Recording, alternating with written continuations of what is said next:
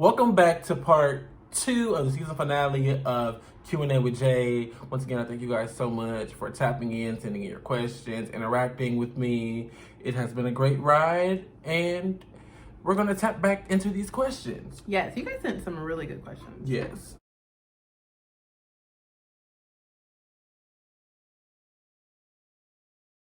And hold on guys, I'm swiping through here. There's a lot of them. What's a deal breaker in a relationship? Communication. I hate that we're gonna say the same thing. I was like, I was waiting for you. I was trying not to say it because I was like, Yeah, that's really honestly it. Like, because you know the basics: trust, honesty. If there's no communication, why am I dealing with you? I was gonna say unmotivated too. Oh yeah, that's so. You Like, got I don't want to have get to a bag. I don't want to have to motivate you every day. That's irritating. Like, I get it. Sometimes we're lazy or like we don't feel like it, but don't ride my coattail. Ooh. Bloop. Bloop, bloop, bloop, bloop, bloop, bloop, bloop, bloop, bloop, bloop, bloop, bloop, bloop. Next question. Where would you like to travel and why? Oh, you already know the answer to this. If you get it wrong, I'm going to be very upset. Paris. No, that's you. No, that's you. No, I don't really want to go there. I don't really care. Where do you want to go? Bora Bora. Bora Bora, and you want to go to Bali? Yes. Yeah. Why? Because I am like a beach person. I love like the freshness of just like the clear blue water and just, you know, being able to be in like the little cabanas that they have. Not the cabanas, but the little huts. Yeah. Little huts on the water and be able to walk out, be naked, and nobody see me. I was trying to be naked. I don't like to wear clothes, y'all. He doesn't. He can dress. I can dress, but I don't like to wear clothes. Period. I like to be comfortable. Or where would I want to go? I really want to go to Ireland, like really bad, and for sure Africa. Honestly everywhere, but for sure all of the Caribbean islands, Puerto Rico and Ireland. Those are like my top that I would even like consider going by myself. Like if no one was gonna go, I'd be like, I'm gonna go anyway. Right. So. You said Ireland? Mm-hmm. Just because they have a really good festival. Okay. Yeah. Yeah, I'd be down to do that. Yeah, and the Irish love. I just be nervous about these other countries' foods. Like I like to eat. So they eat a lot of fish and chips. We just had fish and chips. Oh, okay. I can do that then. Bet. Somebody said OnlyFans question mark. If that's what you do to make your money, I'm here for it. You're making more money than me, so give me $1. Cash me a few dollars. Yeah, no, OnlyFans, it's work. It's like YouTube creators. It's just sexual stuff. Or whatever you want it to. Because my mom asked me, she was like, what is... You can use OnlyFans was meant to be for anything, like a YouTube, but people start making it sexual. Yeah. But it was but you can actually like make cooking videos on there or something. But yeah, if that's what you do, I'm all for my it. mom, what did she say? She said, what is only to be fans or fans to only be or something like that? And I was like, OnlyFans? And she was like, oh yeah. What did you tell her? I told her what it was. Oh. I typed it up. I showed her. I said it's for sex mainly. That's what we. She was like, oh. Yeah. I said, on that demon time. she might start her OnlyFans. Hips tick tock when I dance. On that demon time, she might start her OnlyFans. Big B and that B stand for. Okay, somebody asked like a 3-part question. Double standards when it comes to women wanting a threesome with 2 men. Is it considered a train? Now I talked about this like on episode 1, I think, of Q&A with Jay. Is it considered a train? I say no. I feel like a train is, well, no. Actually, yeah, there is a double standard. Because if it's 2 girls and 1 guy, they wouldn't say it's a train. But 2 men, MMF, male, male, female, that's for sure considered a train. I think so. Yeah. Yeah. It's nothing wrong with it, but I do think, like, there is a double standard. Like, if you see a girl with 2 guys, you're like, oh, she getting a train. Right. On her. Yeah. But why can't it just be, oh. Yeah. She's having fun. Yeah, if I was in that situation, I wouldn't consider it to be a train. I say part 2 was, but when men want it with 2 girls, it's regular. Yeah. Yeah. It's just, that's just the double standard. Like, I don't know how to fix it or. Yeah, I don't have an answer to like fix it either. But I just say, do you, boo boo? Do you, boo boo? Do you, boo boo? Yeah. and just be with somebody or do the act with somebody that's not going to like make you feel like shit because you did it. Yeah, and if you like it, go for it. Yeah, I commend you.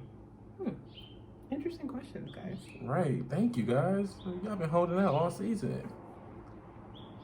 Somebody said, thoughts on dating someone with different or lower values of ambition. That's a requirement for me. You got to have something. I don't care if you are out there picking up trash on the sidewalk, making $3 an hour. Be doing something. Yeah. And if you know that's not your life-ending goal to be picking up trash for the rest of your life, I say stack your $3 an hour up until you can afford the life that you want to have, or start the business to fund the life that you want to have. Absolutely. Yeah, I think ambition, you have to match my ambition. And I say that only like what he just said. If you are flipping burgers, I don't care that you're doing it, but I need you to want to be the best hamburger flipper in the world. That burger better taste gourmet from McDonald's ever. Exactly. Like, I need McDonald's calling you up trying to get your recipe. Period. Like, it's just matching ambition is really important. It doesn't have to be like, because we're entrepreneurs, I need you to be an entrepreneur too. Like, that's cool if you're not, but you do need to have to want to do better for yourself. Absolutely. What keeps you motivated? Or what motivates you, the question was actually. I keep myself motivated with God, honestly. And looking at the life, because I know I have a business partner, so I have somebody looking at me like I'm looking at them like, we got to make this shit pop. We got to make this shit shake. So it's like that part, and not wanting to be like broke or in the same situation I am in right now for like a year from now or 5 years from now. It's like that type of stuff. And then I have a younger sister, I have godchildren, you know, I have people I want to take care of. So it's like, I got to get on the ball and make sure that my shit is together so that I can make sure everybody else's shit is together. No, that's real. Yeah, no, same thing. I have younger siblings as well, so making sure that they're good and my family and like people I support. Yeah, it's no use in me being just another like statistic or in the same space. So that's Absolutely. what it is. Just got to do better. Yeah, somebody said managing work/creative life. We kind of picked up on this, but like once again, just finding the balance and making sure you're putting in the double time work than that what you do at your 9 to 5. Yeah, and also I've realized that you can't always be 100% balanced every single day. No. Sometimes shit hits the fan or falls through the cracks or you forget. Sometimes you be tired. And you know, and it's okay. So that's another thing I learned, like, don't be too hard. Yeah, to be okay and not to be too hard on yourself, because it's real easy to do. Facts. Somebody said procrastination, ? I don't know that man. Yeah. Yo, I got over procrastination so hard after we started this business, because that was just not the space. Like, even like with school, because I used to procrastinate all the time in school, and I'm still in school right now. That's not an option as an entrepreneur. You procrastinate, you will miss the whole train. The train has left. It's in another state, city. Like, opportunity is gone. Another state, another city. Yeah, another no, time. like, things just move too quickly, especially in that door day. didn't close. Yeah, things move too quickly for you to procrastinate. So you should know that man. Or that person, whatever you want to refer to it as, gender neutral. Absolutely. Yeah, not an option. So somebody said love language ? Do you know what your love language is? My first one is quality time. I forgot the second one, but for sure the first one for me is quality time. What's yours? Mine is definitely quality time, and I feel like yours is words of affirmation. yeah, I was gonna say that. Yeah, I know, my friend. I like reassurance a whole lot, for sure. I know. And I also, what's the other one when you like receive gifts and stuff like that? Oh God, you do love a good gift. Yeah, it's but like that's like a bare minimum. Like when I say a gift, I mean you bought me like $1 bag of chips. Or you buy him a honey bun. Yeah, that just makes my whole entire day. Yeah. The second one is apology language. And I never knew there was a such thing as like an apology, like love language thing. So I Googled it, and I'm going to have you read the definition. This right here. Yes. According to Chapman and Thomas, the 5 love languages of apology are expressing regret, accepting responsibility, making making restitution or genuinely repenting. So which one are you? Do you express regret? Do you accept responsibility? No, because I don't have regret. Ooh. Do you make restitution, like come up with like a problem solution? Yeah, thing? I'm a restitution Genuinely type person. repenting. If there's a problem, I'm gonna have a solution for it. Like, I don't see no benefit in sitting in a problem. True. Like, and that's literally with anything. Yeah. I think I'm gonna go back. I think accepting responsibility. I'll be like, yeah, man, I messed up. Genuinely repenting sounds That like... sounds intense. Yeah. Like I'm confessing to a murder or something. Yeah. I mean, I'm genuine Yeah, in general. if I said my bad, I'm sorry. my bad. Like, what do you want? That may sound toxic, but like, literally, if I did something wrong, let me know, and I will apologize for it. Yeah, if I'm like, if I made you feel bad, my bad. Yeah. Like, unless you're like crying, you're like, you hurt me. Even with that, I'm gonna still be like, my bad. Like, and I mean it. I'll probably laugh first. I'm like, you're doing the most. But I'll mean it, I'm sorry. but yeah, genuinely repenting sounds like I'm like Catholic, you know, when they go sit in the right, throwing holy water. And yeah, like, that's gotta all go a lot. give the priest like $10,000 because I made a mistake. You know, don't they do that? No. Don't they give money when they like? You mean like an offering? Yeah, for like to pay God for their sins. Oh, I haven't heard of that. Catholic people. I think they do that. I I think hope I've heard not. of That sounds that. terrible. Yeah, I would be broke all the time. I'm about to say. Whew, No. it's a little hot in here. What's the next one? How have you handled rejection in life, past and present? What type of rejection? Like I said before, I don't have regrets. Like, I don't regret anything in life that happened because every regret was a lesson, so I'm only learning from it, so I'm not really pressed about that. So rejection, I kind of just take it for what it is. Yeah. Whether it's coming from a person, a job, a situation, a business move, I'm just kind of like, all right, that happened, on to the next. But like I said before, I'm not a sit in my problem type person. Yeah, he's I'm a not. solution fixer. For So sure. if this didn't work out, it's because of X, Y, and Z, and I know that. Gotcha. I think I used to like wallow in it, but now it's just kind of like I just keep moving. Yeah, I don't think I've ever been a wallower like for the past. I'm a worry word. Like I'll worry about it. I'll be like, oh, like why did it happen? Like wanting an answer. Hey, don't expose me. But now it doesn't matter. I'm like, all right. Yeah, past I'll just be like, And now looking back at the past I'll just be like, okay, God. It's an actual time. see what you did there. Yeah, God removed so he could replace. That's on period. Which deceased or retired entertainer / artist concert would you want to go to that you didn't get a chance to go to? That's hard. I don't know. Everybody I like is living still. I don't know what the first person that came in my head was. Selena. Oh yeah, that Mexican singer. probably would have been lit. That Yeah. probably was lit. I could get with that. Or Aaliyah. Selena. Or Oh yes, Aaliyah, Biggie, Tupac. Thank you. Aaliyah. Yeah, for sure. We said everybody from the 90s. But yeah, basically. Those Yeah, are I the see people a I can change in like something. My phone died, so yeah. But these are the final two questions of the night, and the question is: if God is love and He runs this, why is there so much hate in the world? And I had this conversation with my mom maybe like a couple weeks ago, and I was asking her that when like the coronavirus stuff started happening. I'm just like, why are they just making up all these things and they're saying this? Like, it's really annoying. And she said something to the effect, don't quote me, that if there wasn't any evil in the world, then we would know how to handle it if it did happen, and that it shows people that sometimes the good outweighs the bad, and that there's always like a light at the end of the tunnel. So we kind of have to go through things, or God puts us through things, so that way we can see the light at the end of the tunnel, know that He's always there, He always has our backs, and that everything is happening for a reason. Yeah, that's real. If there's no suffering, you don't know compassion. Like, you don't know how to help someone if everything is always good. What's the saying?